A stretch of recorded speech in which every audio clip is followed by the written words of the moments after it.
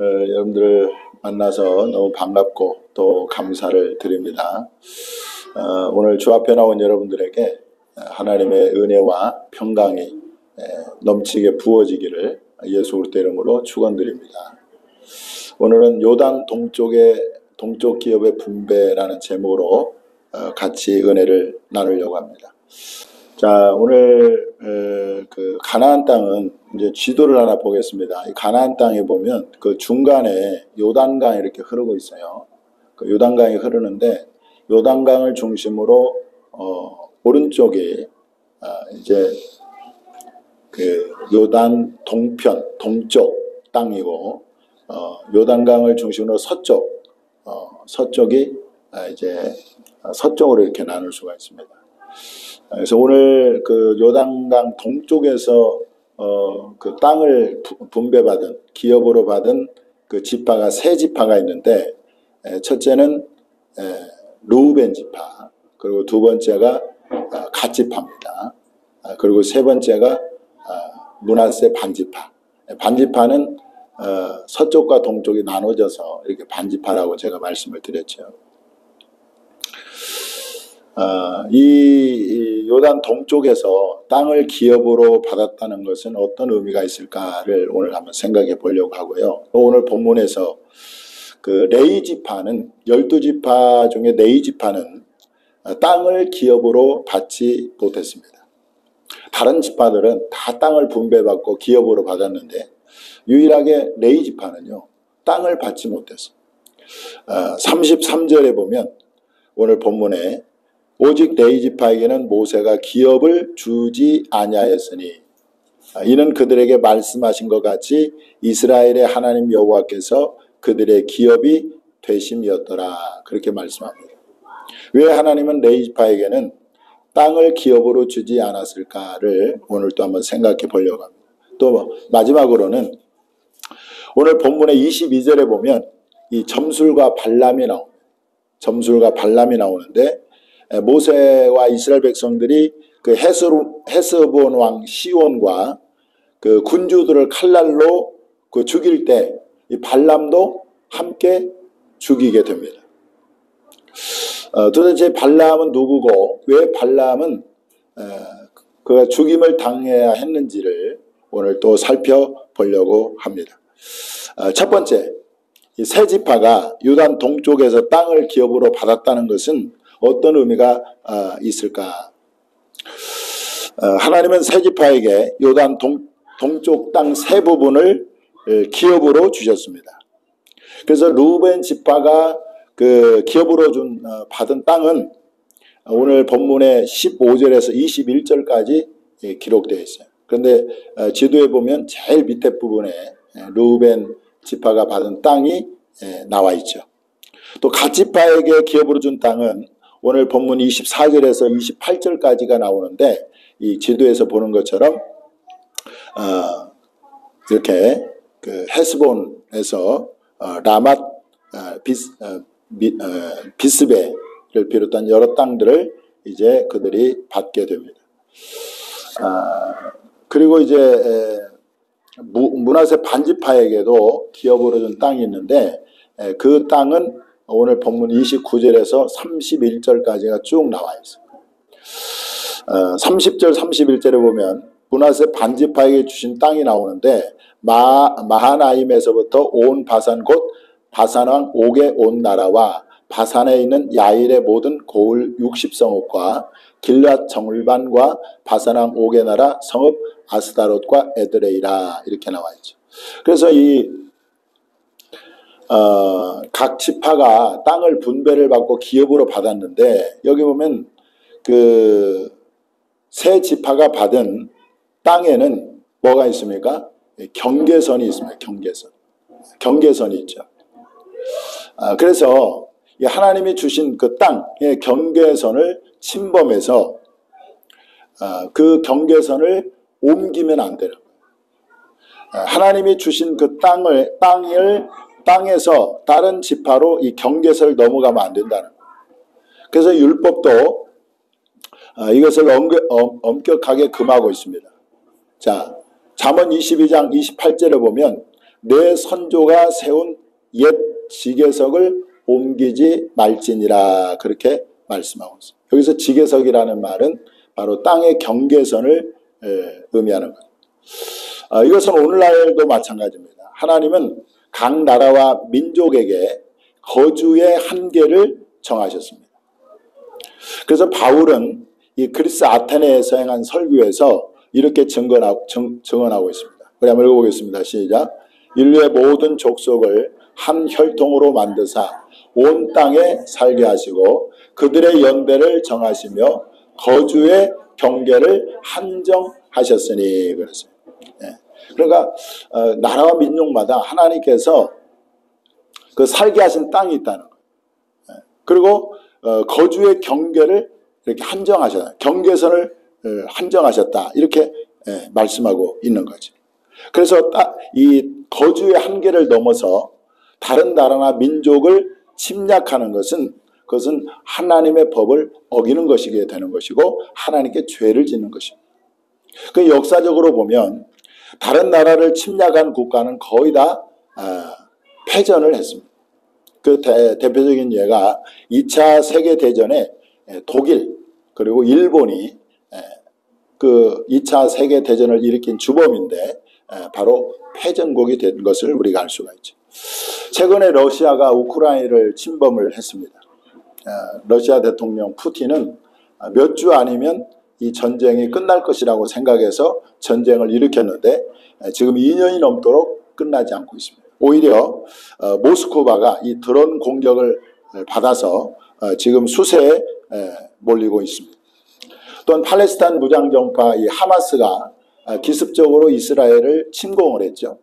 그래서 그 전쟁으로 지금 팔레스타인이 전쟁 중에 있는데 이 전쟁은 북부의 그 레바논의 헤즈볼라와의 전쟁으로 확대가 됐습니다.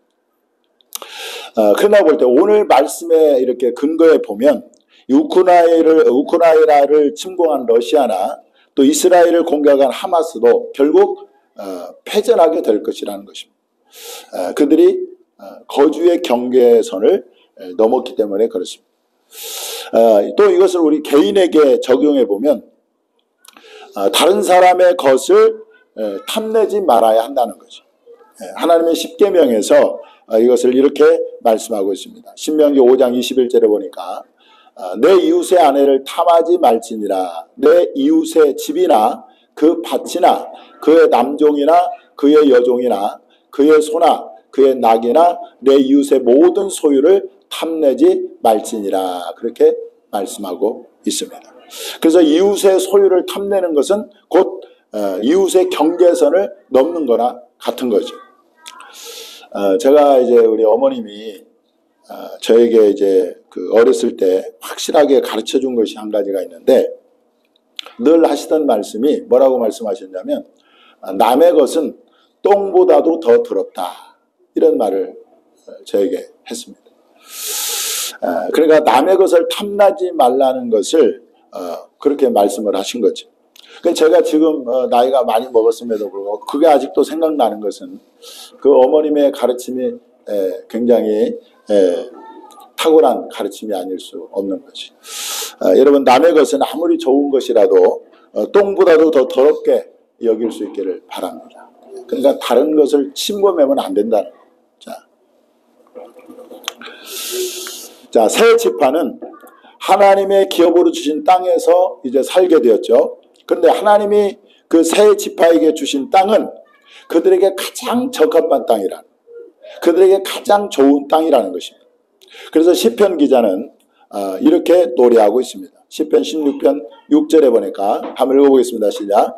내게 줄로 지어준 구역은 아름다운 곳에 있으며 나의 기업이 실로 아름답도다. 각 지파별로 이 새 지파에게 가장 알맞고 가장 적합하고 가장 아름다운 땅을 하나님께서 그들에게 주셨다는, 이것을 저와 여러분에게 적용하면 현재 저와 여러분이 살고 있는 지역은 하나님이 살게 하신 가장 좋은 땅이라는 것입니다. 가장 좋은 지역이라는. 우리 교회가 이곳에 세워진 것도 우연이 아니라 하나님이 이곳에 세우신 것입니다. 그러니 땅이나 터가 안 좋다고 불평하지 말라는 것. 지역이 낙후됐다고 실망하지 말라는 것입니다. 저와 여러분이 할 일은 하나님이 살게 하신 이곳에서 또 그곳에서 하나님의 영광을 드러내는 것입니다. 하나님이 심으신 곳에서 빛과 소금의 사명을 감당하는 것입니다. 내가 현재 살고 있는 그 지역, 내가 살고 있는 그 땅은 하나님께서 나에게 주신 땅이기 때문에 그곳에서 우리는 하나님의 영광을 위해 살고 또 빛과 소금의 사명을 감당해야 된다는 거죠. 요셉은 형들의 미움을 받아서 애굽에 팔려갔잖아요, 노예로. 근데 그 척박한 애굽 땅에서 그는 하나님을 경외하고 또 하나님을 섬김으로 애굽의 총리가 돼서 하나님께 영광을 드러냈습니다.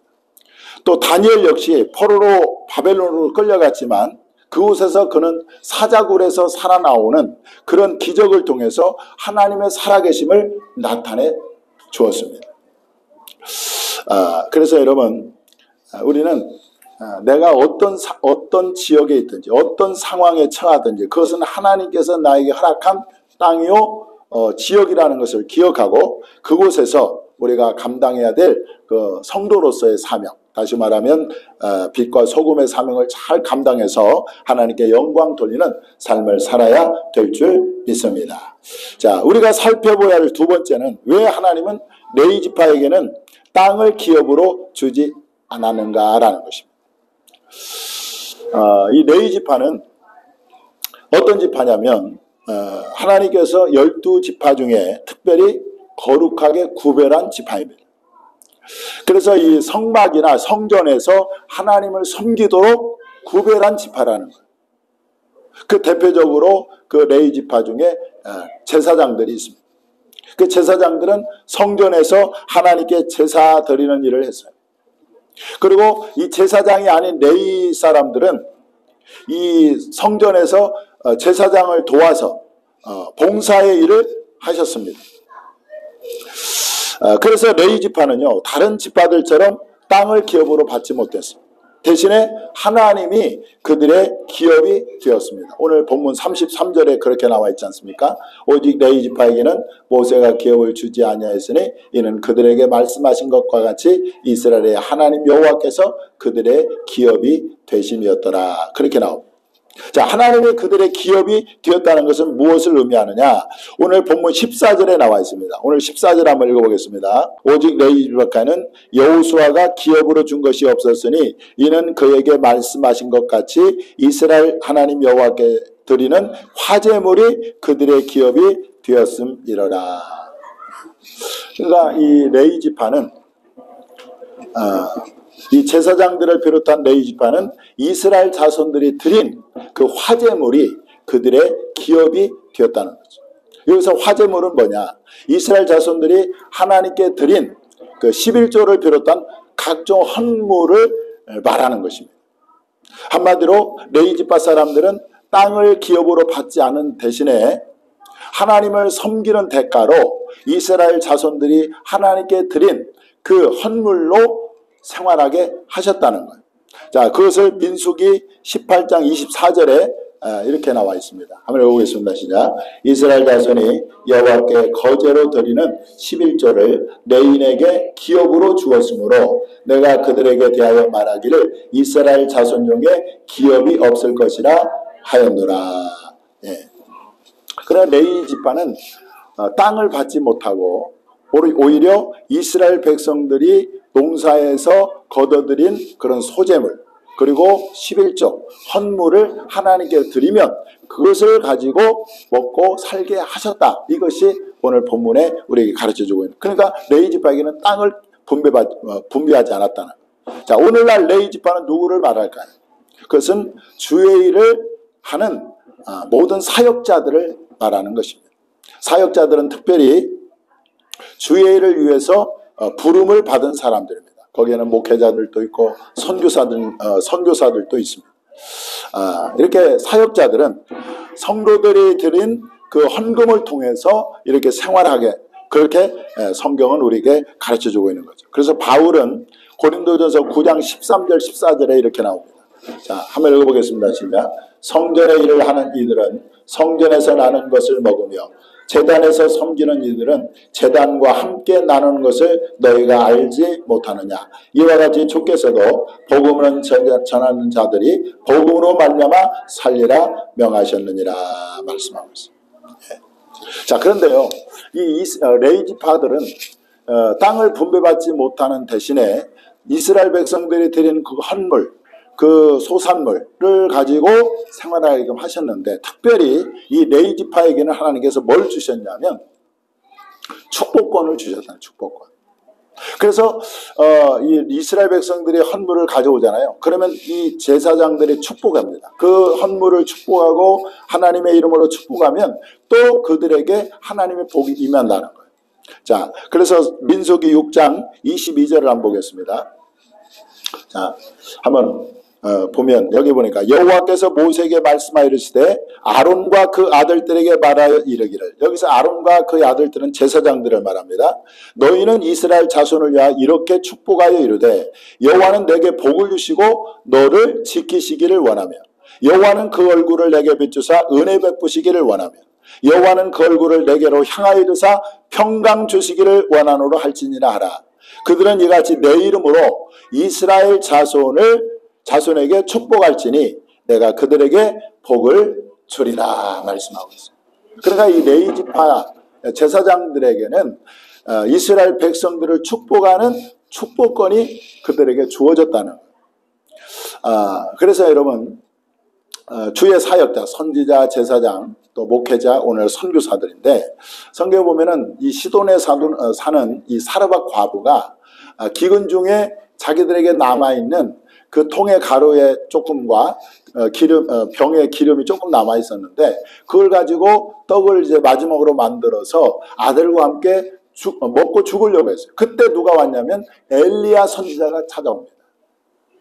그럴 때에 자기들도 먹을 것이 없는데 그 마지막으로 남은 그 가루와 기름을 가지고 떡을 만들어서 자기들이 먹지 않고 그것을 주의 종인 엘리야에게 먼저 대접을 해요. 자, 여러분, 정말 찢어지게 가난한 그 가정에서 엘리야 선지자가 그것을 먼저 나에게 가져와서 나로 먹게 하고 너를 축복하게 하라, 이 말에 그 사르밧 과부가 순종해서 그렇게 했는데, 여러분, 나머지 하나 그 떡 한 조각을 엘리야 선지자가 먹으면서 얼마나 그 간절히 축복 기도를 했겠어요. 그랬더니 어떤 일이 벌어졌습니까? 3년 6개월 동안 가뭄이 있는 동안, 기근이 있는 동안 그 과부의 집에 통에 기름이 그 가루가 떨어지지 않고 병의 기름이 떨어지지 않는 그런 기적을 체험하게 되는 것입니다.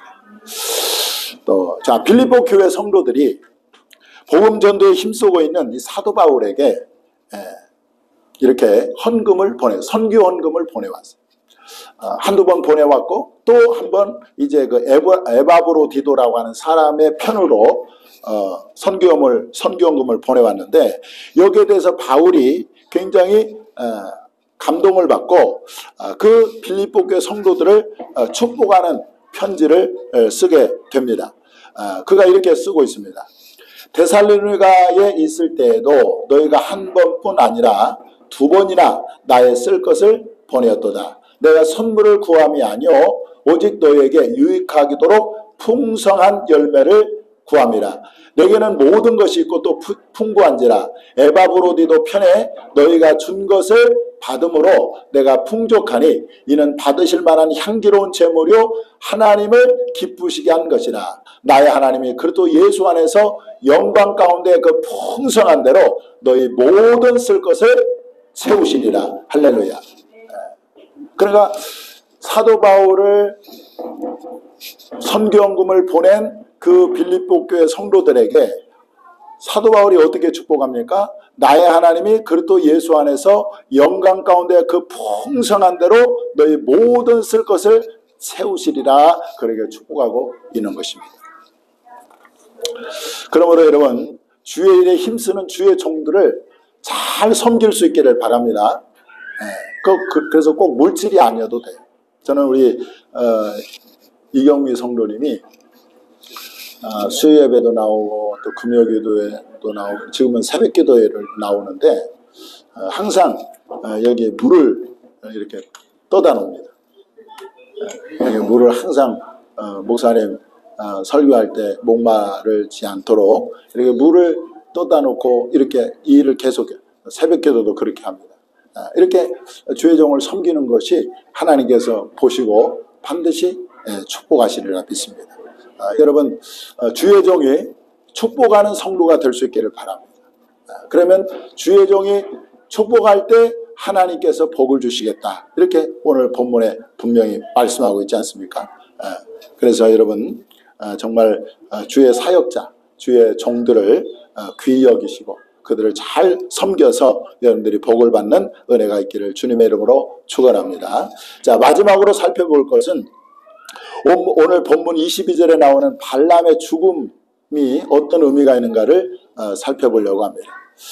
자, 발람은 어떤 사람이냐? 발람은 민수기 22장에 보면 모압 왕 발락이 이스라엘 자손들을 저주하기 위해서 고용한 점술가예요. 점술가. 그래서 발람이 이스라엘 백성들을 저주하게 되면 큰 재물을 주겠다고 약속을 했어요. 그런데 하나님은요, 이 발람이 이스라엘 자손들을 저주하는 것을 금하셨습니다. 오히려 이스라엘 백성들을 축복 안 하고 명령을 하셨어요. 그래서 발람은요, 이스라엘 백성들을 저주하는 대신에 오히려 3번 이스라엘 백성들을 축복합니다. 그리고 자기 고향 부돌로 돌아갔습니다. 여기까지는 이 발람에게서 어떤 죄도 발견할 수 없어요. 그런데 발람이 돌아가고 나서 이스라엘 자손들에게, 백성들에게 어떤 일이 벌어졌냐면 이 이스라엘 백성들이 모압 여인들과 음행하기 시작한 거예요. 성경은 이것을 이렇게 증거하고 있습니다. 자, 이스라엘이 시딤에 머물러 있더니 그 백성이 모압 여자들과 음행하기를 시작하니라. 그 여자들이 자기 신들에게 제사할 때에 이스라엘 백성을 청하매 백성이 먹고 그들의 신들에게 절함으로 이스라엘이 바알볼에게 가담한지라. 여호와께서 이스라엘에게 진노하시니라. 자, 일이 왜 일어났냐면 발람이 발락에게 귀뜸을 한 거예요. 미인계를 써가지고 이스라엘 남자들을 청해서 당신들이 신들을 섬길 때 그 제사에 청해서 먹고 마시게 하고 그 모압 여자들과 이렇게 음행하도록 그렇게 발람이 가르쳐 준 거예요. 그러니까 발락이 이제 여자들을 미인계를 써가지고 이스라엘 남자들을 청해서 같이 제사하면서 그렇게 악을 행한 거죠. 왜 발람이 이렇게 했는가? 바로 발락이 주는 그 재물이 눈이 어두워서 이런 제안을 하게 된 것입니다. 이 죄는 드러나지 않아요. 이 민수기 22장에 보면 발람의 죄가 전혀 드러나지 않습니다. 그런데 여러분 하나님의 눈은 속일 수가 없어요. 하나님은 후대 사람들의 증언을 통해서 이 발람의 죄를 드러내셨습니다. 사도 베드로의 증언입니다. 베드로는 이렇게 증언하고 있습니다. 베드로전서 후서 2장 15절에 그들이 바른 길을 떠나 미혹되어, 자 여기 보죠. 부올의 아들 발람의 길을 따르는도다. 자, 부올의 아들 발람의 길이 뭔가? 그는 불의의 삭을 사랑했다. 이렇게 나와요. 그러니까 재물이, 발락이 주는 그 재물이 어두워서 표면적으로는 이스라엘 백성을 축복했지만 뒷면으로는 이스라엘 백성들에게 죄를 짓게 만들도록 제안한 사람이 바로 발락이라는 거예요. 자, 유다서, 예수님의 동생 유다는 이렇게 말합니다. 화 있을진저 이 사람들이여 가인의 길에 행하였으며, 자, 삭을 위하여 발람의 어그러진 길로 물러갔으며 그랬죠. 자, 삭을 위해서 발람의 어그러진 길로 물러갔다. 자, 계시록에 보니까 이렇게 나옵니다. 하나님 예수님께서 이렇게 말합니다. 자, 여기 보면 내게 발람의 교훈을 지키는 자들이 있도다. 발람이 발락을 가르쳐 이스라엘 자손 앞에 걸림돌을 놓아 우상의 재물을 먹게 하였고 또 행음하게 하였느니라 말씀하고 있습니다. 그러니까 이 발람의 죄는 숨겨져 있었죠. 누구도 알지 못했죠. 그런데 하나님은 그 발람의 죄를 드러내신 것을 우리는 알 수가 있어요. 이런 은밀한 죄가 있었기 때문에 여러분 오늘 22절에 보면, 본문 22절에 보면 이스라엘 자손이 그들을 사륙하는 중에서 부올의 아들 점술과 발람도 칼날로 죽였다, 이렇게 말씀하고 있는 거죠. 여기서 배우는 교훈은 뭡니까? 죄는 숨길 수 없다는 거죠. 아무리 은밀하게 행한 죄라도 하나님 앞에서는 다 드러나게 되어 있다는 것입니다. 그래서 여러분 우리가 작은 죄라도 멀리할 수 있기를 바랍니다. 또 혹시 죄를 지었다 할지라도 여러분들 회개하시고 예수의 피로 죄를 씻으시기를 주님의 이름으로 축원합니다. 그럴 때 하나님께서 우리의 죄를 우리가 회개할 때 주님은 널리 우리를 용서하신다, 성경은 말씀합니다. 한번 읽어볼게요. 시작. 만일 우리가 우리 죄를 자백하면 그는 미쁘시고 의로우사 우리 죄를 사하시며 우리를 모든 불의에서 깨끗하게 하실 것이요. 네. 그래서 죄는 결코 우리가 숨길 수 없습니다. 그래서 하나님 앞에 우리가 회개할 때 주님은 그 죄를 용서하시고 죄의 심판을 우리가 면할 수 있다는 것을 우리에게 가르쳐 주고 있습니다. 기도하겠습니다.